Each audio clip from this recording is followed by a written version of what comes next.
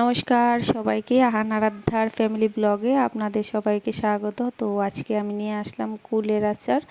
তো এখানে সবার প্রথমে আমি গুড় দিয়ে দিলাম কড়াইয়ের মধ্যে।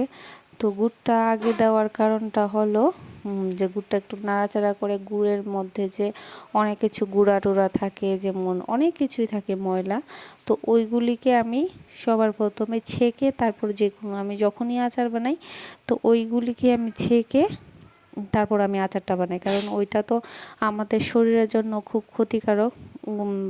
অনেক বালু থাকে, অনেক নোংরা জিনিসও থাকে, ওইটা আপনাদের সঙ্গে আমি শেয়ার করব। তো তারপর গুড় দিয়ে এখানে জল ঢেলে দিয়ে এই দেখুন কীভাবে লিকুইড করেছি। তো ওইটা গুড়টা এখন লিকুইড হয়ে এই যে দেখুন ছাঁকনি দিয়ে আমি এবার ছেঁকেছি, দেখুন কত নোংরা। এই যে দেখুন ছাঁকনির মধ্যে কত নোংরা আছে। তো এগুলি সবগুলি আমি যদি না ছাঁকতাম তো আমাদের পেটে যেত আর অনেক অসুখ হতো আমাদের। তো আমি যখনই আচার বানাই বা যা কিছু বানাই আমি গুড়ের লিকুইড করে তারপর আমি বানাই। এই যে তখন লিকুইডটা এখানে ঢেলে দিলাম। তো ঢেলে দেওয়ার পর একটু যখন গরম হয়ে ফুটানো শুরু হবে তো তখন আমি কুলগুলিকে ছেড়ে দেব। এই যে দেখুন কুলগুলি ছেড়ে দিয়েছি। তো কুলগুলিকে আমি সকালবেলায় ভিজিয়ে রেখেছিলাম সন্ধ্যার সময় বানাবো বলে।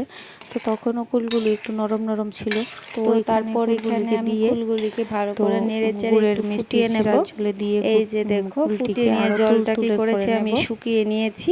তো জলটা শুকানোর পর ফাইনাল লুকটা তখন এরকম হয়েছে কুলগুলোর, মানে খুব সুস্বাদুই হয়েছে।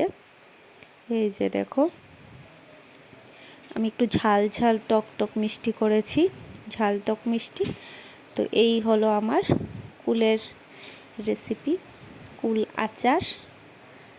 এই যে দেখো কুলের আচার।